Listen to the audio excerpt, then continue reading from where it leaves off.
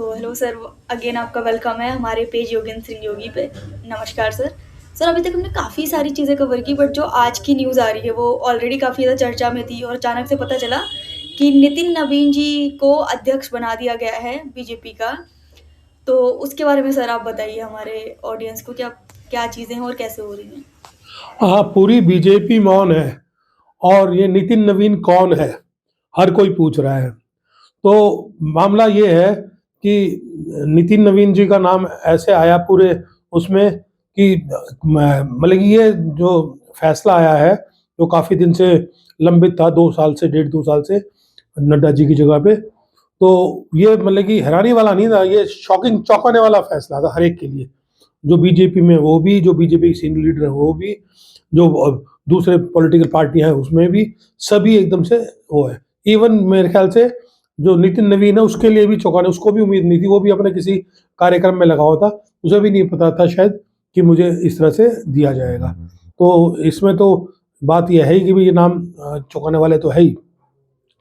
और जो ये कौन है उसके बारे में अब मीडिया में अब सारा आया हुआ है कि ये जो है वहाँ से मिनिस्टर हैं, एमएलए हैं बिहार से, और ये बिहार से पहली बार जो है बीजेपी अध्यक्ष चुना जा रहा है, कार्यवाहक अध्यक्ष चुने गए हैं अभी एक्चुअली बेसिकली। और वो 5 बार के एमएलए हैं और 2-3 बार मंत्री बन चुके हैं। अब वो पीडब्ल्यूडी मिनिस्टर हैं वहाँ पर।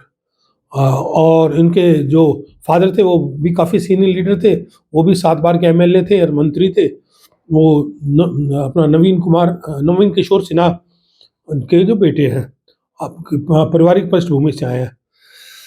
और इनके बारे में बताया जाता है, जो बताया गया है कि ये जो है एबीपी से इन्होंने राजनीति शुरू करी और इनके फादर की जो देहांत हो गया था तो उसकी जगह उनको 26 साल की उम्र में टिकट मिल गई थी और उस सीट पे लगातार ये 5 बार जीत रहे हैं। बीच में ये जो है एक बार राष्ट्रीय युवा मोर्चा के महासचिव भी रहे हैं अनुराग ठाकुर के साथ। और उसके बाद जो है ये इनको युवा मोर्चा बिहार का अध्यक्ष बनाया गया। कुछ दिन ये युवा मोर्चा बिहार के अध्यक्ष भी रहे हैं। और उसके बाद इनको सिक्किम का प्रभारी बनाया और फिर छत्तीसगढ़ इलेक्शन में इनको इलेक्शन प्रभारी बनाया। वहाँ कहते हैं कि इसने रिजल्ट अच्छी थी छत्तीसगढ़ में, जिस तरह के परिणाम आए तो उसमें कहा जाता है कि भी इन्होंने अच्छा काम किया, तो वहाँ नज़र में ये ज़्यादा है मोदी जी के और अमित शाह जी के हाईकमान की नज़र में। तो इस तरह तो ये इनका बैकग्राउंड है और इस तरह से इनको बनाया गया है।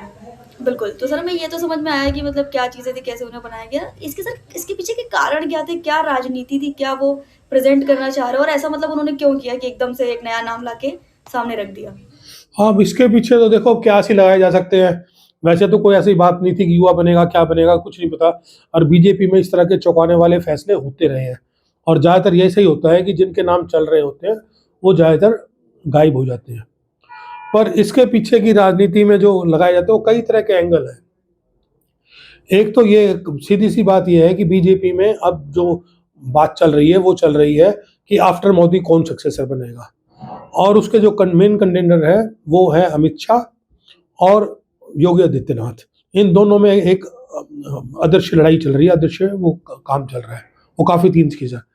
और अमित शाह कोई चीज़ छोड़ना नहीं चाहता। अमित शाह जी ने इसके बाद सोच दिया कि अमित शाह का अब इस टाइम जो है पूरा कब्जा सरकार पे और संगठन पे पूरा कब्जा उन्होंने साबित कर दिया इस फैसले से। पहले बीजेपी को जब जेटली जी थे तो कहा जाता था कि बीजेपी 2.5 लोगों की पार्टी है, एक अमित शाह, एक नरेंद्र मोदी जी और एक अरुण जेटली। जब अरुण जेटली जी नहीं रहे तो कहा 2 लोगों की पार्टी है। और अब ये लगता है कि ये 1.5 पौने 2 लोगों की पार्टी है, एक अमित शाह और आधा पौना मोदी जी। सारे फैसले अमित शाह जी करते हैं, वो अपने सामने कोई चैलेंज छोड़ना नहीं चाहते। वो इतने सेफ्टी से चल रहे हैं वो कि जितने चीफ मिनिस्टर उन्होंने बनाए पीछे, के दिल्ली का हो, राजस्थान का हो, मध्य प्रदेश का हो, छत्तीसगढ़ का हो, सारे प्रोमिनेंट लोगों को हटा के बिल्कुल नए-नए चेहरे बना दिए कि जिससे उनको कोई चैलेंज ही ना हो। और जो अब जो अध्यक्ष बनना था, अध्यक्ष में भी बहुत लाख नाम चल रहे थे। यंग में भी अनुराग ठाकुर थे, भूपेंद्र यादव हैं, अपना कई नाम चल रहे थे। शिवराज सिंह चौहान का नाम चल रहा था, खट्टर का नाम चल रहा था और वसुंधरा जी का नाम चल रहा था। पर वो सब जो है उनके पोटेंशियल थ्रेट हो सकते थे, कोई मतलब कोई इतना कोई चैलेंज बनने की चांसेस हो, हालाँकि सबने मानना ही नहीं की थी, चलनी नहीं की है, पर फिर भी अमित शाह कोई रिस्क लेना नहीं चाहते, तो उन्होंने जानबूझ के इतना जूनियर आदमी को बनाया कि जिस जो सिर्फ़ वो उस मेरे ख़्याल जो जो उनको कहा जाएगा नए अध्यक्ष को, वो सीधा वो करें, ना क्वेश्चन पूछ पाएँगे, ना कोई सलाह दे पाएँगे, वो इतने जूनियर हैं। और उनकी कास्ट फैक्टर भी ऐसी है कि जो कास्ट कल को कोई ये बड़ी जात का कुर्मी, यादव कोई इस तरह का बनता, तो कोई कास्ट के भी कई बार वहम आया था, तो कास्ट जो है वो वैसे परंपरागत बीजेपी के साथ रहते हैं और उनकी संख्या बहुत कम है, जो तो अमित शाह जी ने सारा सोच समझ के इतना लो प्रोफाइल बनाया है कि उसके सामने कोई थ्रेट ना बचे।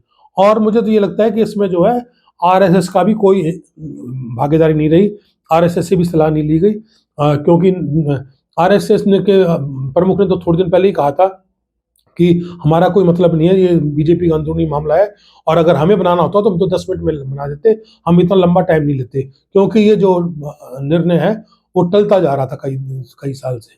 और 2 दिन पहले जो है यूपी का अध्यक्ष बना, तो वो मतलब कि कल ही उसकी परसों पर्चा भरा, कल ऑफिशियली कल डिक्लेरेशन हुई है। तो वो तो केंद्रीय मंत्री है और मेंबर पार्लियामेंट है विजय चौधरी। और उस यूपी का अध्यक्ष तो इतना लाइक प्रोमिनेंट आदमी आया और राष्ट्रीय अध्यक्ष जो है इतना जूनियर बना दिया। और वैसे तो किसी को भी बनाओगे तो उसके पीछे जस्टिफिकेशन तो बहुत है कि हमने वर्कर को दे दिया, हमने युवा चारे को दिया, युवा पीढ़ी को दिया, इसको दिया, तो जस्टिफिकेशन तो हर एक के लिए है। पर कुल मिला के राजनीति जो है ये एक दूसरे के कब्जे की है। तो इसका ये मेरे ख्याल से समीकरण है, ये पूरा पूरा अमित शाह जी का एक तरह से कब्जा हो गया पूरी तरह से। ओके, हमें ये भी समझ में आया इसके क्या कारण थे। पर सर इसका जो अभी आने वाले टाइम में राजनीति पे, जो देश की पूरी राजनीति है, उस पे क्या प्रभाव पड़ेगा पक्ष-विपक्ष में, उसके बारे में बताइए? नहीं देखो, अब इसमें अब इनको बना तो दिया, अभी कार्यवाहक बनाया है और इसको नियमित अध्यक्ष या पूर्ण रूप से अध्यक्ष बताएँगे नहीं कि वो तो 5-6 महीने बाद चलेगा।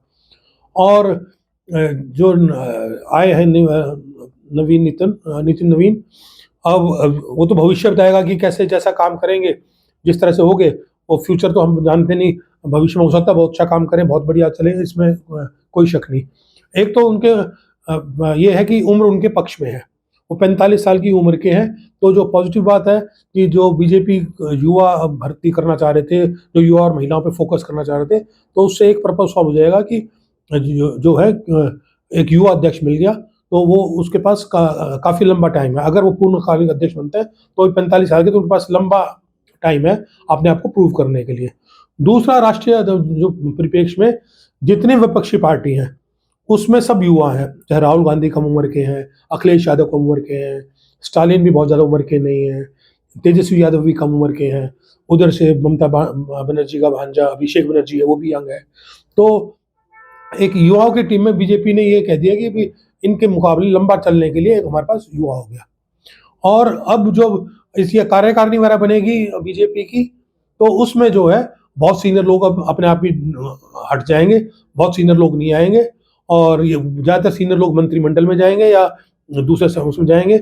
इसमें ज़्यादातर अब जूनियर रहेंगे और एक जो बीजेपी का जो मार्गमंडल जो है, मार्गदर्शक मंडल जो है, वो फिर एक तरह से तैयार होने की तैयारी है, वो बड़ा होने वाला है, क्योंकि उसमें ये ज़्यादातर सीनियर लोग जो या तो राजनीति में एडजस्ट हो जाएँगे, नहीं तो उनको जो है रिटायर करके मार्गदर्शन मंडल में डाल दिया जाएगा। और इसका इम्पैक्ट जो बीजेपी की इंटरनल पॉलिटिक्स में ये है कि डेफिनिटली जिन्होंने आगे प्राइम मिनिस्टर की दावेदारी मोदी जी के बाद डालनी है, वो बिल्कुल सचेत हो जाएँगे, उनको सोचना पड़ेगा, उनको अपनी रणनीति बनानी पड़ेगी, जिसमें योगी आदित्यनाथ नंबर 1 पे है, देवेंद्र फडणवीस भी हैं। तो अब वो पता चलेगा कि भी आगे वो किस तरह से राजनीति करते हैं, वो या तो वो सिर उठाएँगे तो सिर कलम कर दिया जाएगा, नहीं तो सिर झुकाना पड़ेगा। नहीं तो ये जो है आगे का फ्यूचर का बीजेपी की पॉलिटिक्स में भी इसका काफ़ी असर रहेगा।